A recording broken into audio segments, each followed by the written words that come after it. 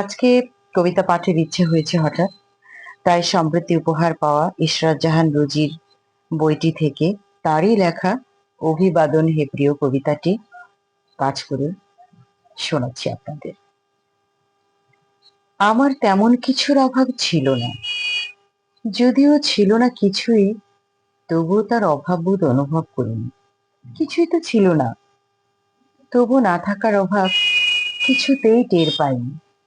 ক্ষুধায় খেয়েছি, সামনে পেয়েছি যা, পরনের জন্য যা পেয়েছি পড়েছি তা। আর কি চাই? কি চাওয়ার আছে জীবনে? চাওয়া নেই, পাওয়া নেই বলেই জীবনে অভিযোগ, অনুযোগ ছিল না কিছুতেই। আমার আসলে তেমন কিছুর অভাব ছিল না, শুধুমাত্র একটা তুমির অভাব ছিল জীবন জুড়ে। তুমি এসে সে অভাবটাকে পূর্ণতাই দিয়েছ বদলে।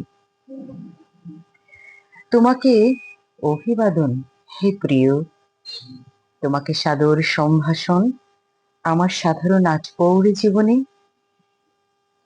আমার অপূর্ণতার সমুদ্র পূর্ণতায় ভরে গেছে তুমি ভালোবেসেছ বলে। জীবনে বসন্ত এসেছে, ফাগুনের রঙে রঙিন হয়েছে চারপাশ। আমার শরৎ বেলা কাশ ফুলে ফুলে ছেয়ে গেছে তুমি ভালোবেসেছ বলে। তুমি ভালোবেসেছ বলে লাল রং কৃষ্ণচূড়া সেজে ওঠে অপরূপ সাজে। ভালোবাসার শব্দ পরিপূর্ণতা পেয়েছে তুমি ভালোবাসি বলেছ বলে। ভালোবাসি, ভালোবাসি,